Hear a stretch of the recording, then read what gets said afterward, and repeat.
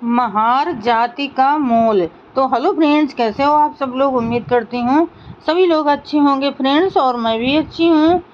तो ये दर्शाने के लिए कि महार एक प्राचीन राष्ट्र थे, अनेक प्रमाण उपलब्ध हैं, क्योंकि महार समुदाय बहुत बड़ी संख्या में आज के महाराष्ट्र के मैदानों में सदा से रहते और काबिज होते आए हैं। इस बात की बड़ी संभावना है कि बाहरी आक्रमणों के कारण उनका स्वामित्व समाप्त हो गया हो और पीढ़ियों तक उनको दास बनाकर रखा गया हो। इस मुद्दे पर इसी प्रकार के विचार डॉक्टर दत्तात्रेय पुरुषोत्तम खानापुरकर जैसे समाजशास्त्री ने भी व्यक्त किए हैं। उनका दलित समाज नाम का लेख नवा महाराष्ट्र नाम की किताब में छपा है।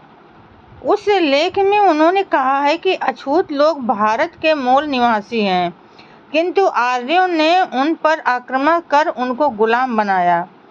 आदिवासी भी हिंदुस्तान के मूल निवासी हैं, किंतु आर्य उनको गुलाम नहीं बना सके। आदिवासियों ने अंतिम समय तक आर्यों को सताया। आर्यों ने आदिवासियों को अपने धर्म ग्रंथों में दस्यु नाम से पुकारा। आदिवासियों के प्रति घृणा का भाव व्यक्त करने के लिए ही उन्होंने उनको दस्यु कहा। फिर आदिवासी कभी भी आर्यों के गुलाम नहीं हुए। अछूत होने आर्यों के गुलाम हुए, इसलिए आर्यों ने उन पर अस्पृश्यता थोप दी। आदिवासी लोग जंगली रहे, फिर भी आर्यों ने उनको अपने में मिलाने के लिए छूत समझा। आदिवासियों ने आर्यों के देवता और मंदिरों को कभी भी स्वीकार नहीं किया। वे आर्यों के पुरोहित को तो कूड़े करकट जैसा मानते थे, बल्कि जब कभी उनका बस चलता तो आदिवासी लोग आर्यों के पुरोहितों ब्राह्मणों को भगा कर ले जाते थे और उनकी अपने देवता के सामने यथाविधि बलि चढ़ाते थे। डॉक्टर खानापुरकर ने महारों के बारे में जो मत व्यक्त किया है वो इस प्रकार है। तमाम अछूतों में हिंदू समाज की ओर से सबसे ज़्यादा बुरा हाल और अपमान यदि किसी का हुआ है तो वो है महारों का। पेशवाई के काल में उन पर गले में हांडी बांधकर घूमने की जबरदस्ती थी, और गांव में यदि ब्राह्मण सामने दिखाई दे तो वो उसकी छाया में अपवित्र न हो जाए, इसलिए उनको जमीन पर औंधे लेट जाने का आदेश था। इतना ही नहीं तो उनके चलने से जमीन पर जो पांव के निशान बनते थे, उनके स्पर्श से कोई ब्राह्मण अपवित्र न हो जाए, इसलिए उनको अपने कमर पर झाड़ू बांधकर घूमना पड़ता था, और इस प्रकार उस झाड़ू से अपने पांव के निशान मिटाने पड़ते थे। महारों के दूसरे अन्य नाम हैं अतिशूद्र और भूमिपुत्र। भुइया उड़ीसा के दलितों का नाम है।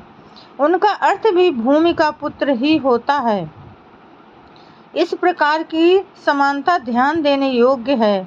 इन दोनों नामों से स्पष्ट होता है कि ये लोग आदिवासी होने चाहिए, और आर्यों ने उनको अपने में मिलाने के बाद हमेशा हमेशा के लिए अछूत बनाया होगा। यंथोवन के मतानुसार उनमें जो अलग अलग 50 विभाग हैं, वे सभी आदिवासी जमात के अंग होने चाहिए, और वे अंग आर्यों के आक्रमण के बाद इकट्ठा होकर अपने आप को महार नाम से पहचानने लगे होंगे। यह भी संभव है कि महाराष्ट्र नाम भी महारों से पड़ा होगा। आज भी वे आदिवासियों के मुखिया की तरह अपने आप को नाग अर्थात नाइक कहलाते हैं।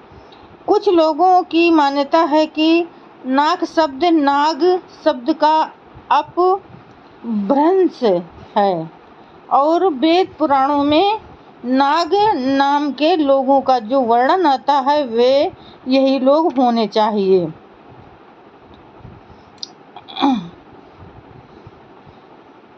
Poona observer and civil and military journal नाम की पत्रिका में एक संपादकीय लिखा गया था। उसमें भी प्रधान रूप से यही बताया गया था कि पददलित अवस्था में अपना जीवन व्यतीत करने वाले आज के महान लोगों के पूर्वज किसी समय शासक थे। तो फ्रेंड्स, आज के लिए बस इतना ही। कल फिर मिलेंगे अगले नए वीडियो के साथ। तब तक के लिए फ्रेंड्स, जय भीम, नमो बुद्धाय।